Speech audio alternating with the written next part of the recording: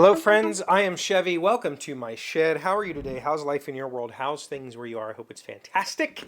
Everything here is great. And I've been working on a project down here. Uh, Obviously, I did this last night. So while I unclamp this, I'm going to take some of the. We're going to start on the whole question thing, and I'm going to start with shop topics, since I'm working on a shop topic right now, and we can start with something Carl asked, which is, what is a good project for people who are interested in woodworking but are beginners with very few tools? Now, this kind of ties into another question Carl asked, but I'm going to start with this one because I think it's a more interesting question. Very few tools is the thing that really caught me on this one. What is very few tools? So when I was a kid, I had a garage available to me. It was like a 3-car garage that my dad built. We had a large, like a workbench like this, like there was the full length, the back of the garage with a vise on it, lots of power ports, and I had wood available to me. My dad taught school at the local Votech Center, and he would bring home, and that school built a house every year. They built and sold a house as kind of a fundraiser for their carpentry program. And it was a modular design, and then they would sell it. And so my dad would bring home scraps from that project, or those projects. So I grew up with a whole lot of construction lumber at my disposal that I could do whatever I wanted with. Now, my dad put himself through school, through college. He paid for his own college back when you could do that on a modest salary. He paid his way through college as a carpenter. He worked summers with his friend's father doing construction work. And so when I think very few tools, I think of the kinds of things that were around when I was a kid. My dad, being a carpenter, he was not technically a woodworker. We didn't have woodworking tools. What we had when I was young that I was allowed to use was a hammer. I was allowed to use hand saws, specifically, like what you would consider a more traditional Western style saw. This particular saw is a crosscut saw. This is not a ripping saw, so this is made for cutting across the grain of wood, and then you can get some that are rip saws. I was allowed to use those. I was allowed to use a hacksaw, which is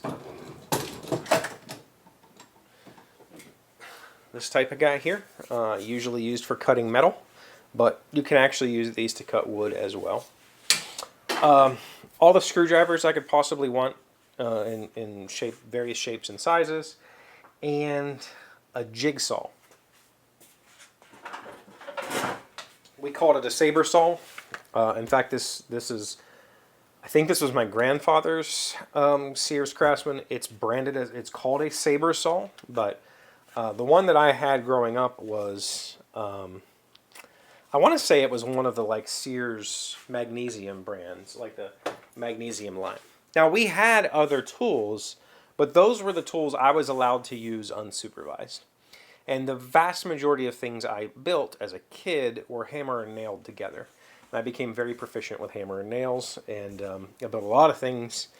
Small projects, from little like dollhouse type furniture for my mom. I built lots of what I called go-karts, which were basically just wooden frames with lawnmower wheels. And we'd go up to the top of the hill that my parents lived on and ride them down the hill. And tree houses. I built a lot of tree houses, or basically tree stands. In my parents' backyard, we had 2 big maple trees, and I would build platform stand type tree houses back there. Built a lot of those. I also built, like, I've made, my own wooden swords. I made wooden guns and crossbow and bow analogs. I made, just stuff that kids would make, right?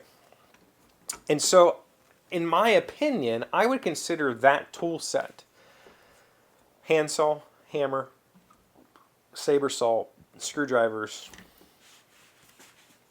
Oh, and a square, just a regular, what is called a tri-square, T-R-Y square.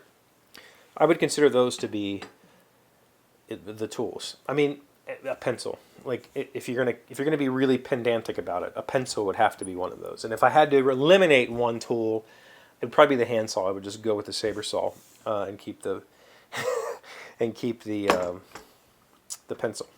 So you know, with those tools, you can build all those things I just said because I've done it. But I think the beginner project. So I guess I'm answering like. Here I am answering both of these questions. Straight on a desert island, only 5-year tools. Which do you want? No nails, screws, or power. It would be those 5 things. It would be a hammer. It would be. I guess I have no power, so I have to take a handsaw.